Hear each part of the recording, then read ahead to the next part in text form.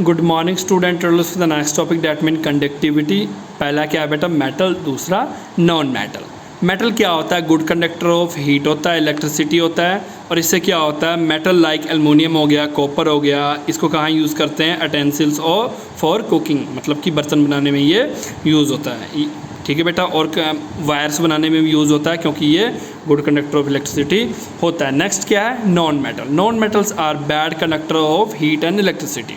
इसमें बेटा एक एक्सेप्शन है, जैसे कि मैंने पहले बताया था। एक्सेप्शन मतलब कि बाकियों से अलग प्रॉपर्टी जो शो करे वो एक्सेप्शन शो करता है। ग्रेफाइड एक्सेप्शन होता है जो कि गुड कंडक्टर ऑफ इलेक्ट्रिसिटी होता है, और diamond is also good conductor of heat होता है। ठीक है बेटा। नेक्स्ट क्या है, to observe the electrical conductivity of metal and non metal. इसमें क्या करना है बेटा, ये आप घर में भी करके देख सकते हो। आयरन नेल ले लो, सल्फ़र ले लो, कॉल पीस ले लो, एल्युमिनियम वायर ले लो, टॉर्च ले लो, बैटरी ले लो, ठीक है, छोटा बल्ब ले लो, कॉपर वायर ले लो।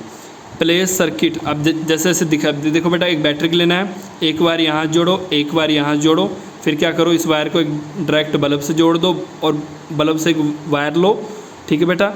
एक वायर देखो बेटा, बैटरी ले लिया आपने, बैटरी से एक वायर डायरेक्ट बल्ब में जोड़ दो और बल्ब से एक वायर छोटा सा ले लो। ठीक है, इसी तरह और एक वायर क्या करो, बैटरी में जोड़ के यहाँ छोड़ दो। देखो सबसे पहले क्या करना है आपने, यहाँ पे क्या टच करना है, आयरन नेल लेना है। फिर एक आयरन नेल को एक मतलब कि हिस्सा आयरन नेल का यहाँ टच करो, मान लो ये आयरन नेल है, एक हिस्सा यहाँ टच करो, एक हिस्सा यहाँ टच करो। फिर देखो क्या लाइट जल रही है, अगर जल रही है तो ये कंडक्टर है, अदरवाइज नहीं। फिर क्या करो, सल्फ़र लो, करके देखो, अगर जल रही है तो ठीक है, नहीं तो अब देखो बेटा, आप बोलोगे सर सल्फ़र तो हमारे पास नहीं है। कोई बात नहीं बेटा, सल्फ़र नहीं है तो इसे कट कर लो। ओके, इसके जगह आप क्या करना, पेंसिल लेना। ठीक है, पेंसिल लेना ये वाली, इसको आगे पीछे से शॉर्प कर लेना, यहाँ से भी शॉर्प करना और यहाँ से भी शॉर्प करना। क्या करना, एक बार यहाँ लगाना इस लेड पे, एक बार पीछे लगाना, देखना लाइट जलती है। अगर जलती है तो यहाँ पे टिक लगाना, अदरवाइज क्रॉस। ठीक है, एल्युमिनियम वायर ले लो, कॉल पीस ले लो, करके देखो बेटा एक एक्टिविटी सभी घर में। ओके, एंड मुझे जब ये करोगे तो एक पिक भी भेजना साथ में ग्रुप में, अगर कोई बच्चा करता है तो पिक भी बना के भेजे। ठीक है। नेक्स्ट है सोनोरिटी। इसका मतलब क्या होता है बेटा कि अगर हम किसी भी चीज़ पे स्टक करें तो उसमें से साउंड प्रोड्यूस हो। वो मैंने बेटा पिछले वीडियोस में आपको करके दिखाया था कि जो मेटल होता है, मेटल पे अगर स्टक करोगे तो उसमें से क्या होगी, आवाज़ प्रोड्यूस होगी। पीछे में मैंने करके दिखाया था, हिंस दे आर सोनोरियस। अगर आप स्टक करते हो और आवाज़ प्रोड्यूस नहीं होता है, या तो काफ़ी कम आवाज़ आता है, डल सी आवाज़ आती है, तो वो क्या होता है, नॉन सोनोरियस। ठीक है बेटा। और नॉन मेटल क्या होता है, नॉन सोनोरियस होता है या नॉट सोनोरियस होता है। ठीक है। नेक्स्ट क्या है, अब इसके लिए भी बेटा अब एक्टिविटी परफॉर्म कर सकते हो। मेटल ले लो, बर्तन ले लो, स्पून ले लो, कॉल पीस ले लो बेटा, लकड़ी ले लो, प्लास्टिक ले लो, कुछ चीज़ों को करके आप देखो, उस पर क्या करो, आपने क्या करना है, ऐसे मार के देखना है, ऐसे मार के देखना है। अगर आवाज़ आ रही तो सोनोरियस है, नहीं तो नहीं है। अच्छी आवाज़ आनी चाहिए। अब आप मेटल पे मेटल मार के देखना, अगर वैसी आवाज़ आ रही तो वो सोनोरियस है, अगर डल आवाज़ आ रही है तो वो काफ़ी कम सोनोरियस है या तो नहीं है। ठीक है। नेक्स्ट है मेल्टिंग एंड बॉइलिंग पॉइंट।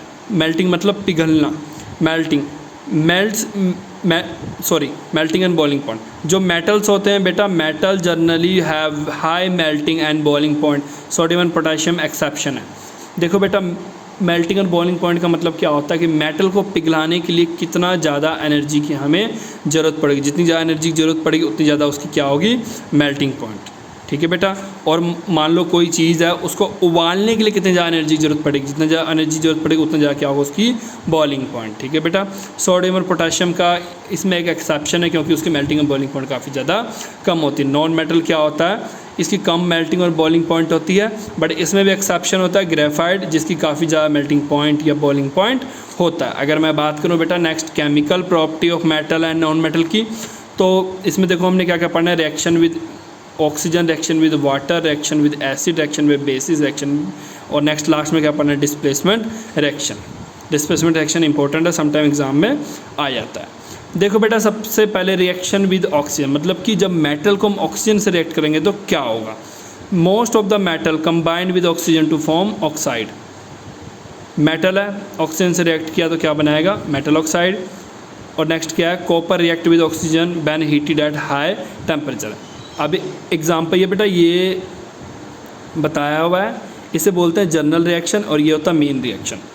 मतलब इसमें मेटल ऑक्सीजन ऐसे वर्ड्स यूज़ किए हुए ना, इसमें एक्चुअल में मेटल जो वो यूज़ किया, ऑक्सीजन यूज़ किया और जब रिएक्शन किया तो ये बना। ठीक है, अभी एज इट इज़ एक ही रिएक्शन कर लो, या ये कर लो या ये कर लो, आपको जो ईजी लगे दोनों में से एक कर लेना, याद। ठीक है, अगर एग्ज़ाम में आता तो कोई भी एक लिख सकते हो। ठीक है, the oxide of metal basic होता है because this oxides of metal react with water, they form basis. याद रखना बेटा, ऑक्साइड्स ऑफ मेटल जो होते हैं वो क्या होते हैं, बेसिक होता है, क्योंकि ये जब वाटर से रिएक्ट करता है तो ये क्या बनता है, बेस बनाता है, और ये क्या करता है, रेड लिटमस पेपर को ब्लू में कन्वर्ट कर देता है।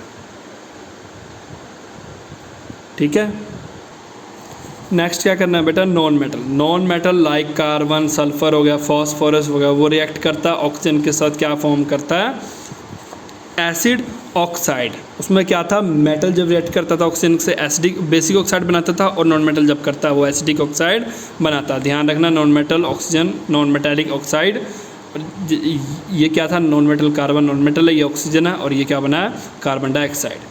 ठीक है बेटा, ये एक्टिविटीज़ नहीं करना है हमने, ऊपर वाला भी नहीं करना है और ये वाला भी नहीं करना।